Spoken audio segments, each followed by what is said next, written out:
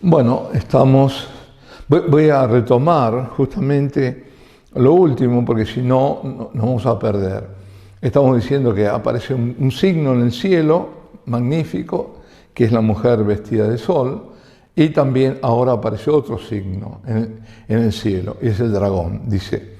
Y otro signo apareció en el cielo, y aquí un gran dragón rojo, llevando 7 cabezas y 10 cuernos, y 7 diademas sobre las cabezas. Y la cola de él arrastraba 1/3 de las estrellas del cielo, y las arrojó sobre la tierra. Y el dragón se paró ante la mujer que iba a dar a luz, para devorar al hijo, al ser dado a luz, y dio a luz un hijo varón, que ha de regir a todas las gentes en vara de hierro. Y fue arrebatado el hijo suyo delante de Dios y delante del trono suyo, y la mujer huyó al desierto, donde tiene su lugar preparado por Dios para ser mantenida allí 1260 días. Dice, el hijo varón levantado al trono de Dios es sin duda Cristo. Y por cierto, no el Cristo del Calvario, sino el de la parusía, que ha de regir a la gente con cetro férreo. Dar a luz a Cristo puede convenir solamente a María Santísima, a la Iglesia de Israel. Excluidas las 2 primeras, no del todo, pues están incluidas en el Israel de Dios, por no convenir en modo alguno a ella las peripecias que aquí narra el profeta.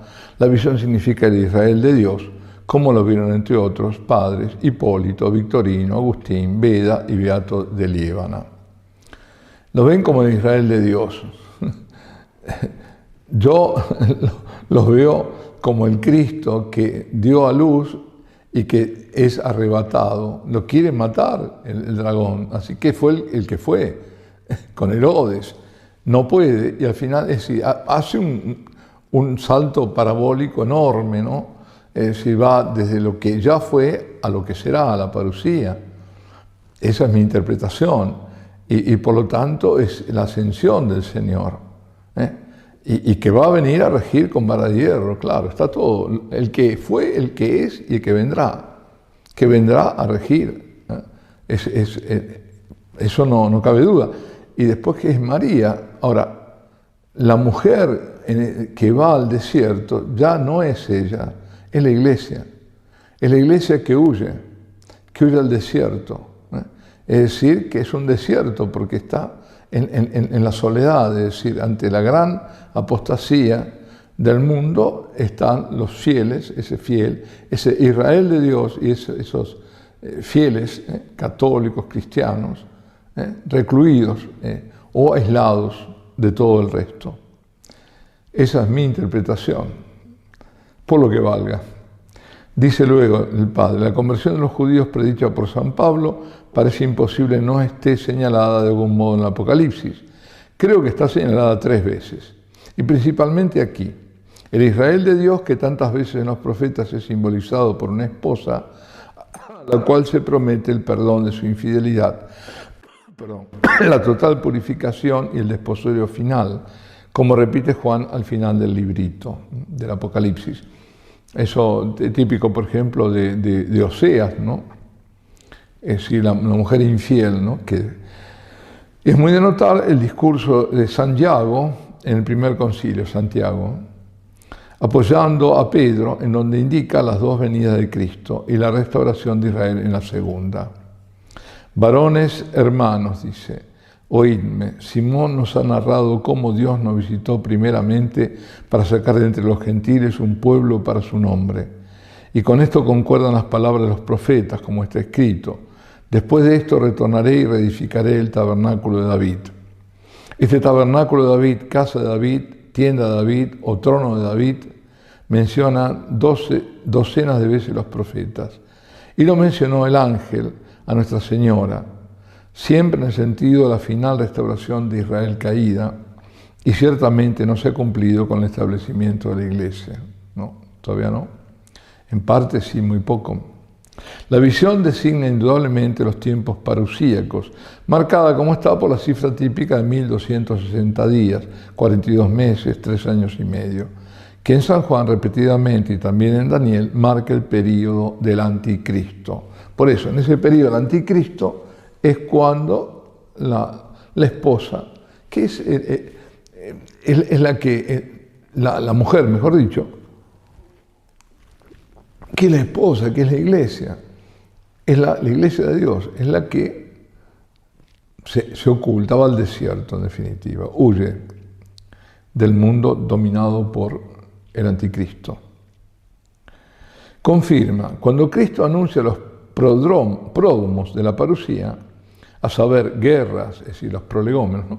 Guerras y rumores de guerra, y cuando dice que eso no es todavía el fin, sino el comienzo de los dolores, usa la palabra griega udinon, que significa dolores de parto. Y a los judíos dijo, en verdad os digo, no me veréis más hasta que digáis, bendito el venido, el que viene, en el nombre del Señor. Palabras dichas después del Domingo de Ramos, que no pueden por ende referirse sino a la parusía. Los judíos, a cuya sangre perteneció María Santísima y de cuya estirpe surgió la Iglesia, van a concebir a Cristo por la fe, expresión usual en la Escritura, y lo van a dar a luz con grandes dolores por la pública procesión de fe, y lo van a hacer bajar de la cruz. Si eres hijo de Dios, baja de la cruz y creemos en ti. Creed en mí y bajaré de la cruz, dice el Señor. Está muy interesante esto, porque es verdad, eso también es cierto. No hay exclusión, ¿no? Por Zacarías parecería que no todos los judíos, sino una parte de ellos retornará a Dios en este tiempo, en aquel día.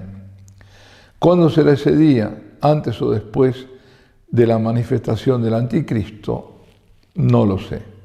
Divididos en eso andan los santos padres. Y sigue el texto, y prodújose una guerra en el cielo, Micael y los ángeles suyos, a guerrear contra los del dragón. Y el dragón a guerrear en el cielo, y los ángeles de él, y no prevalieron, y no se encontró más el lugar de ellos en los cielos, y arrojado fue el dragón, el grande, la serpiente antigua, que es llamado Diablo y Satán, el engañador del orbe universo, arrojado fue a la tierra, y arrojados los ángeles de él. Y oí una voz grande en el cielo diciendo, ahora llegó la salvación y la fuerza y el reino del Dios nuestro, y el poder de su ungido. Y arrojado fue el acusador de nuestros hermanos, que los acusaba delante de Dios día y noche. Y ellos lo vencieron por la sangre del Cordero y la palabra de sus martirios, y no amaron sus vidas hasta la muerte, por lo cual alegraos cielos y los habitantes en ellos. Guay de la tierra y el mar, porque descendió allí el diablo, llevando furor grande, porque poco tiempo le queda. Yo creo que esta es la época de ese furor, porque le queda poco tiempo a Satanás. Dice el padre, existe una interpretación disparatada de este pasaje, común entre los exégetas copiadinos, que lo refiere a la caída de los ángeles malos antes de la creación del universo. O sea, que San Juan abandonaría aquí el profetizar sobre la parusía y saltaría atrás más allá del Génesis a la prehistoria sagrada. Pero el cántico del ángel indica claramente la parusía. No existe ningún relato de la caída de los ángeles en la Escritura, excepto una frase suelta de Cristo, y esta frase no señala ninguna lucha. Vi a Satanás caer del cielo como un rayo. Cayó por su propio peso y pecado. Los textos del Viejo Testamento que se suelen aplicar a la caída de los ángeles son figurativos. Se refieren literalmente a reyes impíos que los profetas tenían delante. Por ejemplo, el socorrido de Isaías, capítulo 14, versículo 12, se refiere al rey de Babilonia. ¿Cómo has caído del cielo, estrella de la mañana, Lucífero, ¿no? ¿Ves? Ahí está Lucífero, estrella de la mañana, ¿no? El lucero. ¿Cómo has sido cortado y tumbado tú que enflaquecías las naciones? Porque dijiste en tu corazón, yo treparé al cielo, levantaré mi trono sobre las estrellas, me sentaré sobre el monte del testamento, en la parte del norte, el monte Sión. Ascenderé más arriba de las nubes, seré como el Altísimo, y aquí serás mandado al infierno, en la parte del abismo. Los que te vean visquearán sobre ti y cabecearán sobre ti, diciendo, este era el hombre que hizo temblar la tierra y que sacudió los reinos. Está hablando de las profecías del Antiguo Testamento, de Isaías, ¿no? Y después de extender su improperio y burla, añade el profeta, ¿por qué yo me alzaré contra tus hijos? Dice el Señor de los ejércitos, Y cortaré el nombre de Babilonia y el resto, y el hijo y el sobrino, dice el Señor. Y el Señor de los ejércitos juró, diciendo, ciertamente como lo he pensado, así sucederá. Y como lo he propuesto, así permanecerá, y en cuanto a Siria, voy a quebrarla en mi tierra, y sobre mis montañas la voy a pisotear. Entonces su yugo partirá de ellos, de los hebreos, y su carga partirá de sus hombros. Bueno, esto es del Antiguo Testamento. Ni la menor, dice, señal de lucha entre Miguel y el diablo. Es una lucha misteriosa de los últimos tiempos, esta otra del Apocalipsis. El diablo, el acusador, conserva un poder desconocido, como vemos en el libro de Job, ¿no? En el cielo, delante de Dios, que le será quitado en la parusía. El diablo, por el pecado, no perdió su naturaleza y el poder que a ella subsigue. Creen algunos, basados en la palabra de Cristo, que Satanás era el arcángel propuesto al gobierno de la creación sensible, o de la tierra al menos, el príncipe de este mundo. Lo llamó Cristo y San Pablo lo llama incluso el Dios de este mundo. San Judas, en su epístola, dice que el mismo arcángel San Miguel no se atrevió a increpar a Satán y le dijo, impere tibi Deus, que Dios te impere, que Dios te... Como quiera que sea, su poder cesa con la parusía.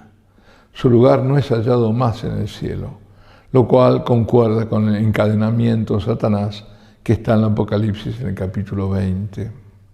Su poder se redobla en la tierra y el mar, o sea, en el mundo mundano, porque le queda poco tiempo, es cuando más fuerza tiene, ¿no? Si esta visión relatase la caída de los ángeles antes de la creación del mundo, ridículo sería decir le queda poco tiempo. Y entonces ni siquiera existían la tierra y el mar y el tiempo. Y sigue el texto. Y cuando vio el dragón que había sido arrojado a la tierra, persiguió a la mujer que había parido el varón, y Dios era la mujer, las dos alas del águila, la grande, para que volara la soledad al lugar suyo, donde será nutrida tiempo y tiempos y medio tiempo, ante la faz de la serpiente. Dice, si damos que este símbolo representa la conversión de los judíos y la compleción de la Iglesia en los últimos tiempos, el sentido de las peripecias que siguen es claro. Son perseguidos, el texto lo dice literalmente, las dos alas de águila pueden ser los dos testamentos, como opina Andrés de Cesarea, o los dos testigos, según Primarius, o bien otra cosa, o bien nada. Pues nada nos obliga a dar un significado a todos los rasgos de un símbolo, despedazándole, como se hace con las alegorías. Un símbolo es una imagen que representa su conjunto una cosa concreta. Si un pintor representa con una mujer a la República Argentina, ¿qué significa el color verde del vestido, la paz, la pampa o los pámpanos? Significa que ese es el color más pictórico que encontró él en ese conjunto. Nada especial quiso con él representar. La soledad o el eremo puede significar el abandono y desprecio por parte de los judíos no convertidos y del inmenso mundo apostático y neopagano del en derredor. Claro. Pero también y a la vez puede profetizar un desierto físico también. La tierra de Moab, lo comparatum sibia adeo, a la cual exhorta Isaías. Es un lugar, ¿no? En capítulo 16, que no rechace a los refugiados y peregrinos judíos, hijos suyos, antes los acoja y les sirva de escondite en los últimos tiempos. También es más extenso que es la Iglesia, no solo los judíos que se han convertido. Son ellos junto a los demás. Emite, Señor, el Cordero dominador de la tierra, del desierto pétreo al monte de la hija de Sión. Y será como ave huyente y como pichones volando del nido, así las hijas de Moab al cruzar el Arnón. Reúne consejo y toma consejo, pon como noche tu sombra en el mediodía, esconde a los fugitivos y a los vagantes no descubras. Habitarán contigo mis prófugos, Moab, sé tú su escondite ante la faz del devastador. Traduzco a la Vulgata, dice, no se me oculta, hay una traducción distinta y una exégesis diversa. Pero en definitiva, como diciendo, bueno, es Moab, puede ser Moab, ese desierto que los acoge. El que Dios mismo la sustenta o alimenta indica quizás la penuria y pobreza de esas nuevas comunidades. Yo también creo que en ese tiempo, si es la Iglesia, va a ser nutrida por la Eucaristía. Es decir, que a esa iglesia no le va a faltar la Eucaristía, la verdadera iglesia de Dios. Sigo, interpretaciones mías, las estoy mezclando, pero no confundir. Bueno, dice, el que mismo Dios la sustenta o alimenta indica quizá la penuria y pobreza de esas nuevas comunidades, como por lo demás también de los otros fieles bajo el anticristo. La cifra de Daniel es un género de duda el tiempo parusíaco y no todo el tiempo de la iglesia, o un periodo corto que se repite innumerables veces, como dice Aló y otros. El dragón y su representante en la tierra, el anticristo, no le pierden ojo. Y arrojó el dragón de su boca contra la mujer agua como un río para hacer que la englutiera. Y ayudó a la mujer la tierra, y abrióse la tierra y absorbió el río que arrojó el dragón tras la mujer. Convulsiones políticas, persecutorias, que no son desconocidas a los judíos. En la Segunda Guerra Mundial, los racistas alemanes dieron muerte, a veces atroz, a gran número de ellos. El número es discutido hoy, pero en cualquier caso fue enorme. Mas uno solo que hubiera sido muerto por el hecho de ser de raza judía era un crimen. Era, por otra parte, aún políticamente una estupidez. Los judíos se vieron en trance de ser barridos, pues otras naciones se tentaron a imitar a Hitler. Puse el caso como un ejemplo, no por decir que esta persecución racial y política, no religiosa, sea la asignada en el Apocalipsis. Muestra en todo caso que las actuales guerras son apocalípticas. La tierra se tragó el río. La derrota de Alemania paró la persecución y alguna peripecia así salvará a las nuevas comunidades de la destrucción. Tremendo. Bueno, y se enfureció el dragón contra la mujer y se fue a hacer guerra a los otros de su semilla que guardan el mandato de Dios y llevan el testimonio de Jesús y se plantó sobre la arena del mar. Bueno, acá ya casi terminamos. Dice, este pasaje indica que hay dos núcleos o grupos de hijos de la mujer separados. Los judíos convertidos y los cristianos gentiles, fieles y perseverantes, como lo notó Andrés de Cesarea y Alberto Magno y todos los medievales. Y está claro en el texto. ¿Quiénes son los otros, los restantes o los demás, sino los cristianos viejos? Aló dice que son toda la iglesia, pero antes había dicho la mujer, era toda la iglesia.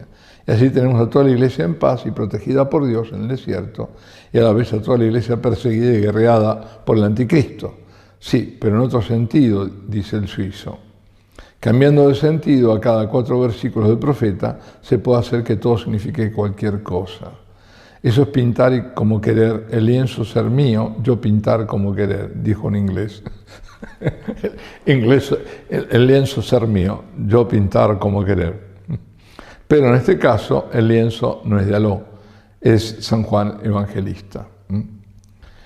Prisión es muy interesante, ¿no? Ver que los otros hijos, ¿qué son? Si uno es Israel, los israelitas, los judíos convertidos, los últimos en convertir, el otro tiene que ser los cristianos, ¿no? Ya de antigua data, nosotros, digamos. La persecución, tremenda. Prisionero de los exégetas, protestantes y racionalistas, el padre León nos recuerda el dicho de Newman. Le dan 100 sentidos a la escritura, lo que es decir que no tiene sentido. Si Aló hubiese hecho una lista escueta de sus interpretaciones o soluciones, como nosotros al principio, excursus C, hubiera visto quizás su desconcierto e incoherencia, pero la sumerge en un torrente o pantano de erudición, citas y referencias de no acabar, que cuando es erudición gramatical, lingüística, sirve para entender mejor el texto griego, a veces, pero cuando es mitológico, babilónico, racionalista, poco o nada sirve, como no sea confundir. Esto solo diré que de este libro famoso, que estimamos pernicioso, a saber, Études bibliques, Saint Jean, l'Apocalypse, de Aló, de Fred Pracher, profesor de la Universidad en Friburgo, Suiza, no se puede leer entero este libro y sobrevivir. Yo lo leí entero porque me dijeron era mi obligación y sobreviví, pero con la cabeza confusa.